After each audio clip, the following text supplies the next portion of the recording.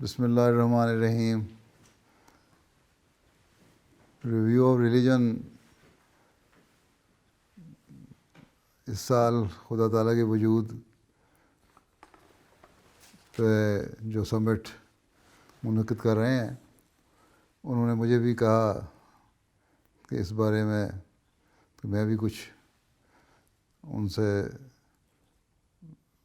Share کروں، کچھ کہوں.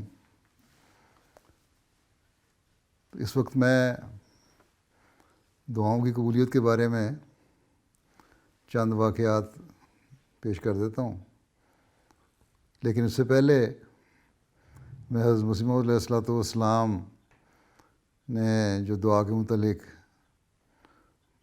پور حکمت اور معرفت سے پر باتیں کی ہوئی ہیں ان میں سے چند ایک بیان کرنا چاہتا ہوں، جس سے پتہ لگے کہ دعا کیا چیز ہے اور کس طرح کی دعائیں اللہ تعالیٰ قبول کرتا ہے، کس حالت میں قبول کرتا ہے. مختصراً پیش کروں گا. حضرت مسیح علیہ السلام ایک جگہ فرماتے ہیں کہ میں سچ کہتا ہوں کہ اگر اللہ تعالیٰ کے حضور ہماری چلاہٹ ایسی اضطراری ہو تو اس کے فضل اور رحمت کو جوش دلاتی ہے اور اس کو کھینچ لاتی ہے. یعنی اگر اللہ تعالیٰ کے حضور دل سے آواز نکلی ہو، چلاہٹ ہو، تو پھر اللہ تعالیٰ فضل فرماتا ہے اور دعاؤں کو قبولیت بخشتا ہے. پھر فرمایا کہ ابتلاؤں میں ہی دعاؤں کے عجیب و غریب خواص اور اثر ظاہر ہوتے ہیں، اور سچ تو یہ ہے کہ ہمارا خدا تو دعاؤں ہی سے پہچانا جاتا ہے. پھر آپ نے یہ بھی فرمایا کہ لوگ دعا سے عجیب کارنامے سر انجام پاتے ہیں، لیکن دعا کرنے والے آداب دعا سے واقف نہیں جو قبولیت دعا کے لیے ضروری ہیں، اور اگر ان سے واقف ہو جائیں اور دعا صحیح طریقے سے کریں اور اللہ تعالیٰ کے آگے چلائیں اور گڑ گڑائیں، ضرورت بیان کریں اور حقیقی رنگ میں دعا کے جو لوازمات ہیں ان کو پورا کرنے والے ہوں، تو اللہ تعالیٰ دعاؤں کو سنتا بھی ہے اور اسی سے اپنے وجود کا ثبوت بھی دیتا ہے. پھر ایک موقع پہ آپ نے فرمایا کہ جو شخص مشکل اور مصیبت کے وقت خدا سے دعا کرتا ہے اور اس سے حل مشکلات چاہتا ہے، وہ بشرطے کہ دعا کو کمال تک پہنچا دے خدا تعالیٰ سے اطمینان اور حقیقی خوشحالی پاتا ہے، اس شرط کے ساتھ کہ دعا کو کمال تک پہنچائے. یہ بھی یاد رکھنا چاہیے. فرمایا کہ اگر بالفرض وہ مطلب اس کو نہ ملے جس چیز کے لیے دعا کر رہا ہے، اگر وہ مقصد حاصل نہیں بھی ہوتا تب بھی کسی اور قسم کی تسلی اور سکینت خدا تعالیٰ کی طرف سے اس کو عنایت ہوتی ہے. ضروری نہیں کہ جس مقصد کی دعا کر رہا ہے وہ ضرور مقصد پورا ہو جائے. اگر اللہ تعالیٰ کے نزدیک وہ نہیں بھی مل رہا اور حقیقی دعا ہے، جو رنگ دعا کا ہونا چاہیے وہ اس شخص میں پیدا ہو گیا جو دعا کر رہا ہے، تو پھر اللہ تعالیٰ اس دعا کو اگر اس طرح منوان پورا نہ بھی کرے لیکن کم از کم سکینت دل کو دے دیتا ہے، انسان کی تسلی ہو جاتی ہے اور اس کو اطمینان حاصل ہو جاتا ہے، اور وہ ہرگز نامراد نہیں رہتا. اس کو یہ خیال نہیں ہوتا کہ میں نامراد ہو گیا، میری دعا قبول نہیں ہوئی یا اللہ تعالیٰ کا مجھے پتہ نہیں لگا.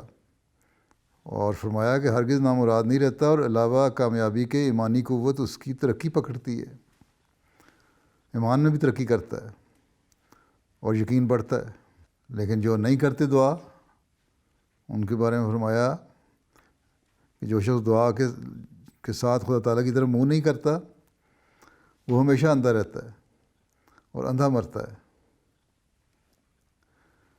فرماتے ہیں کہ جو شخص روح کی سچائی سے دعا کرتا ہے وہ ممکن نہیں کہ حقیقی طور پر نامراد رہ سکے، بلکہ وہ خوشحالی جو نہ صرف دولت سے مل سکتی ہے، نہ حکومت اور نہ صحت سے، بلکہ خدا کے ہاتھ میں ہے، جس پیرایہ میں چاہے وہ عنایت کر سکتا ہے. ہاں، وہ کامل دعاؤں سے عنایت کی جاتی ہے. وہ اگر دعائیں ہوں تو یہ چیزیں سب مل جاتی ہیں جو انسان چاہ رہا ہوتا ہے. جہاں نہ تمہیں کوئی دولت دے سکتی ہے جو تسلی اور سکون، نہ حکومت کے اختیارات تمہیں وہ سکون اور تسلی دے سکتے ہیں، نہ صحت تمہاری اپنی ذات کے لیے تم سکون پا سکتے ہو، لیکن جب دعا کر رہے ہو تو اللہ تعالیٰ ایسے انتظام کر دیتا ہے کہ وہ اللہ تعالیٰ کے فضل سے یہ ساری چیزیں جو تمہاری خواہشات میں پوری ہو جاتی ہیں، جو دنیاوی وسائل جو ہیں جن کو پورا نہیں کر سکتے۔ فرمایا کہ اگر خدا تعالیٰ چاہتا ہے تو ایک مخلص صادق کو عین مصیبت کے وقت میں دعا کے بعد وہ لذت حاصل ہوتی ہے جو شہنشاہ کو تخت شاہی پر حاصل نہیں ہو سکتی۔ سو اسی کا نام حقیقی مراد یابی ہے جو آخر دعا کرنے والوں کو ملتی ہے۔ پھر آپ نے ایک جگہ فرمایا کہ یہ سچی بات ہے کہ جو شخص اعمال سے کام نہیں لیتا وہ دعا نہیں کرتا۔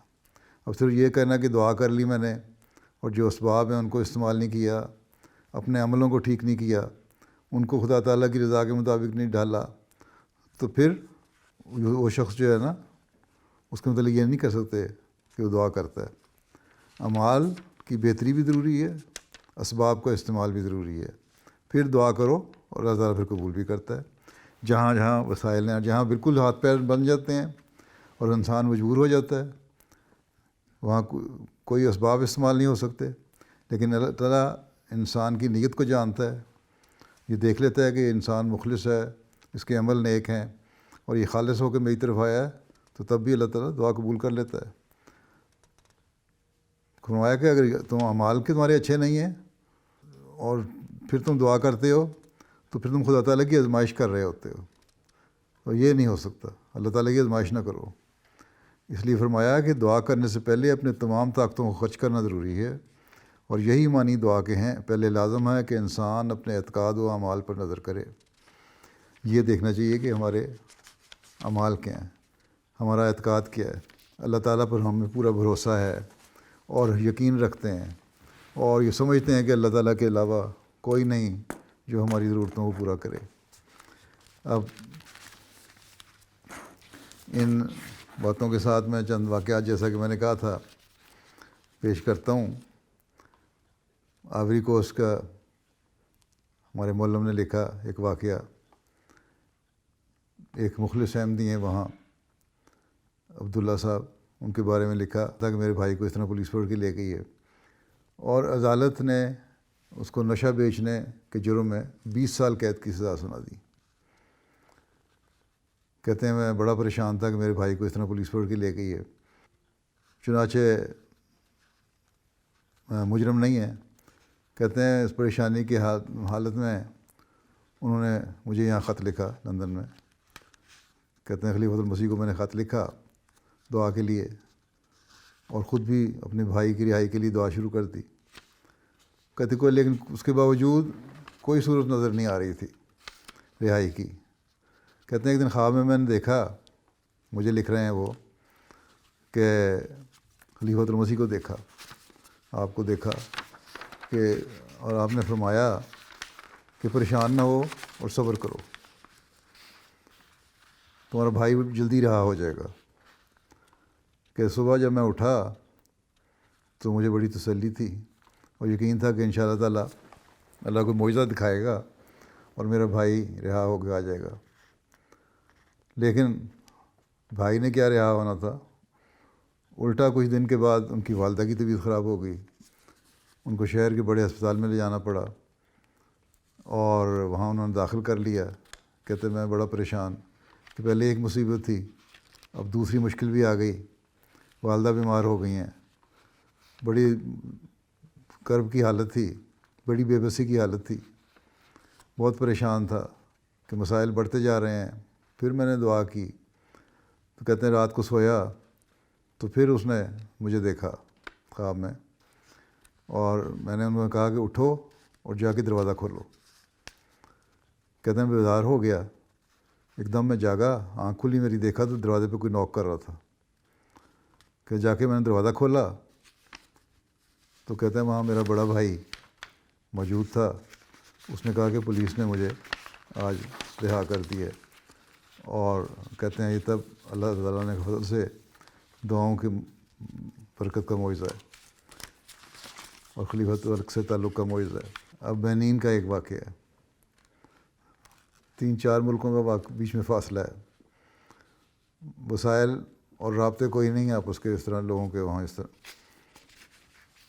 اور کوئی نہیں ایک دوسرے کو جانتے. لیکن اللہ تعالیٰ دعاؤں کے نظارے ہر جگہ دکھاتا ہے. ایک نوابائے ہیں، وہ کہتے ہیں کہ گاؤں میں سیکنڈری اسکول کے امتحان کے لیے صرف 3 بچے کوالیفائی ہوئے اور وہ تینوں احمدی تھے. اور وہاں گاؤں میں ایسی کوئی پڑھائی بھی نہیں ہوتی کہ جسے کہا جائے کہ آگے امتحان جو بورڈ کا امتحان ہوگا اس میں اچھے نمبروں میں پاس بھی ہو جائیں گے کہ نہیں، بلکہ پاس بھی ہوں گے کہ نہیں. تو کہتے ہیں میں نے اب خط لکھا، مجھے خط لکھا انہوں نے، اور کہ دعا کریں کہ اس طرح ہے، گاؤں کی پڑھائی کا ایسا انتظام نہیں، اور ہم نوابائی بھی ہیں، اور صرف 3 بچے سلیکٹ ہوئے ہیں سارے گاؤں کے اسکول میں سے، باقی سب کو ریجیکٹ کر دیا گیا ہے. ہم اچھے پاس ہو جائیں. اچھے نمبروں میں کیا صرف پاس ہی ہو جائیں تو بڑی غنیمت ہے. تو اس پہ میں نے ان کو جواب دیا، بچوں کی کامیابی کے لیے دعا کا جواب دیا. تو کہتے ہیں جب یہ خط ہمیں ملا تو ہمیں یقین ہو گیا کہ اب ہمارے بچے، اور میرے بچوں کو بھی یقین ہو گیا کہ ضرور اللہ تعالیٰ فضل کرے گا اور ہم تینوں بچے پاس ہو جائیں گے. چنانچہ جب رزلٹ آیا بورڈ کا تو نہ صرف پاس ہوئے تھے بلکہ بڑے اچھے نمبروں میں پاس ہوئے تھے. تو کہتے ہیں اس کے بعد سے ہمارا یقین اور ایمان اور بڑھ گیا اللہ تعالیٰ پہ. پھر اسی طرح ایک اور واقعہ گیمبیا کا ہے. یہاں بھی کہتے ہیں ایک دوست ہیں عمر صاحب، انہوں نے 2017 میں بیعت کی تھی فیملی کے ساتھ. ان کی بیوی کو یوٹرس کا کینسر تھا، رحم کا کینسر. 7 سال قبل بچے کی پیدائش ہوئی تھی، اس کے بعد کینسر ہو گیا. ڈاکٹروں نے کہہ دیا کہ کوئی علاج نہیں اس کا، تمہارے اولاد پیدا ہونا ممکن ہی نہیں ہے. بیوی ان کی بڑی پریشان رہتی تھی اس وجہ سے، ایک بیماری بھی ہے، اولاد بھی نہیں ہے، اور ہو سکتی پتہ نہیں، زندگی موت کا سوال ہے، کتنی زندگی رہتی ہے کہ نہیں، چھوٹا بچہ ہے اس کو بھی خوشیاں دیکھیں گے کہ نہیں. بہرحال بیعت کرنے کے بعد کہتی ہیں کہ بیوی نے ایک لیفلیٹ لیا، اس پہ تصویر تھی میری.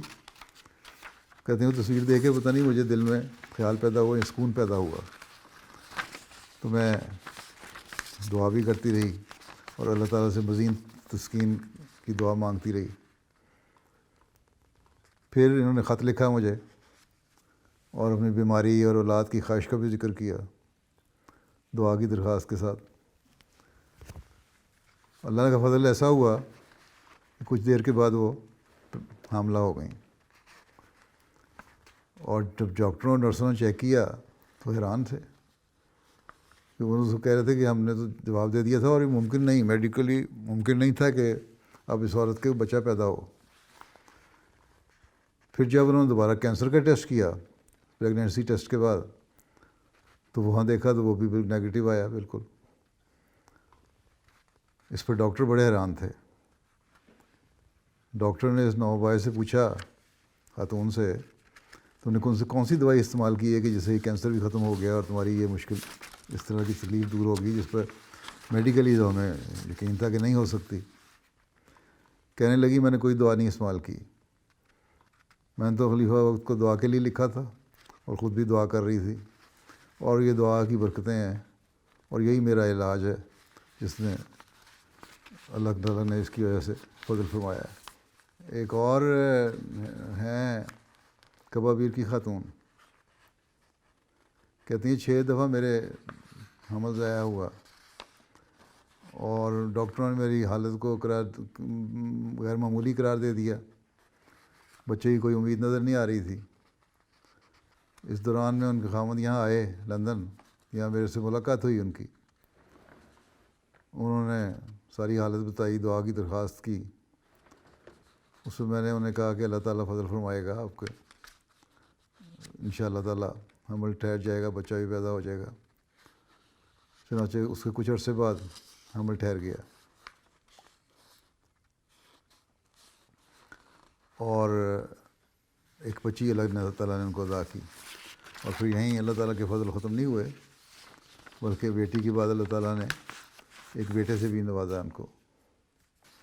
پھر مالدہ صوبہ بنگال انڈیا کے ایک مولم صاحب ہیں، ان کے گردے خراب ہو گئے.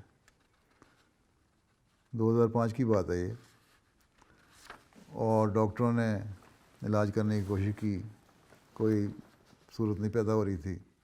ڈاکٹروں نے جواب دے دیا کہ کچھ نہیں ہو سکتا. 2005 میں جب قادیان میں گیا ہوں تو وہاں ان کی فیملی ملاقات تھی. انہوں نے اپنی بیماری کا ذکر کیا، مولم صاحب نے دعا کی درخواست کی، اور اس کے کچھ عرصے کے بعد وہ دوبارہ چیک اپ کرانے ہسپتال گئے تو ڈاکٹر حیران رہ گئے کہ گردے غیر معمولی طور پہ ٹھیک ہو گئے ہیں، اور اللہ کے فضل سے اس کے بعد وہ بالکل صحت یاب ہیں. تو یہ اللہ تعالیٰ کا فضل ہے دعا کے بارے میں، کہ غیر ممکن ہو یہ ممکن میں بدل دیتی ہے. پھر فرانس کے رہنے والے ہیں ایک صاحب، کہتے ہیں میں جس علاقے میں رہتا ہوں وہاں کوئی احمدی نہیں تھا. 2016 میں انہوں نے بیعت کی تو کہتے ہیں بچپن میں 8 یا 9 سال کی عمر میں ایک کتاب پڑھی تھی جس کا نام مسیح دجال تھا. اس کتاب میں 3 گروہوں کا ذکر تھا، ایک فلاح پانے والے، دوسرے بزدل اور تیسرے شہداء. اس وقت میں نے خدا تعالیٰ سے دعا کی کہ اے اللہ مجھے فلاح پانے والے گروہ میں شامل کرنا. کچھ عرصے بعد یہ ہجرت کر کے کسی عرب ملک سے فرانس آ گئے. کہتے ہیں یہاں ٹی وی چینل نظر آیا ایک، اس کی وجہ سے جماعت سے متعارف ہوا. MTA کو دیکھا انہوں نے، اور پھر اس کو دیکھتے رہے اور جماعت کی صداقت پہ قائل ہو گئے، لیکن بیعت نہیں کی. تو کہتے ہیں کسی وجہ سے میرے ہاں اولاد نہیں تھی، تو MTA پہ حضرت مسیح علیہ السلام کی جو دعائیں آتی تھیں وہ میں نے سننا شروع کیں،